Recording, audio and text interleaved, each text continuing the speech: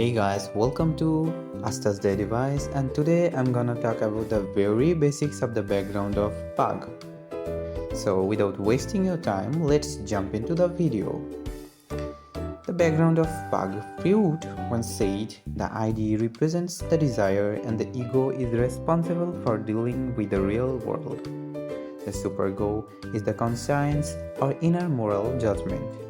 Human beings and the world are imperfect imitations of God, and their search for meaning will never stop.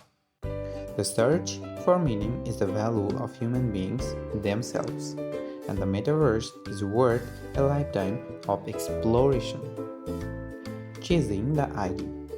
The ID is the mind in the subconscious form, which represents the primitive program of thoughts. The most primitive human desire to satisfy instinctive impulses such as hunger, anger, sexual desire, etc. The ID is unconscious, irrational, and unsocialized and discouraged.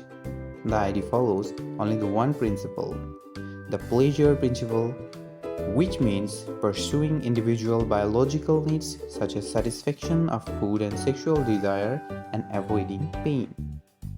This is just like the people who spend an afternoon at Starbucks to have a coffee of cup and talk about the life and their friends. In addition to work, life and entertainment, they seek a third virtual space for themselves and others. And with a global epidemic continuing to intensify, that the need for a third virtual space will continue to be stimulated and amplified. Upholding the ego. The ego is psychological component of personality, which is gradually differentiated from the ID and is located in the middle layer of the personality structure. Its role is mainly to regulate the contradiction between the ID and the superego. It regulates the ID on the one hand and is subject to the superego on the other. It follows the principles of reality and meets the demands of ID in a rational way. The principle of reality temporarily suspends the principles of pleasure. Thus, the individual learns to distinguish between the thoughts in the mind and the thoughts in the external world that surrounds the individual. The ego is regulated in itself and its environment.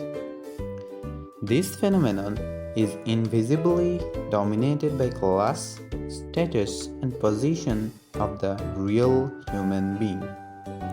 Every single one wants to find or pursue a way to the full self, but is constrained in many ways that it cannot be fully realized, and the mobile internet has accelerated the era of the supreme single subject. Everyone now needs an identity, and virtual citizenship is the only productive force of historical forensics. So guys, this was the video. Hope you will like the video. Thanks for watching.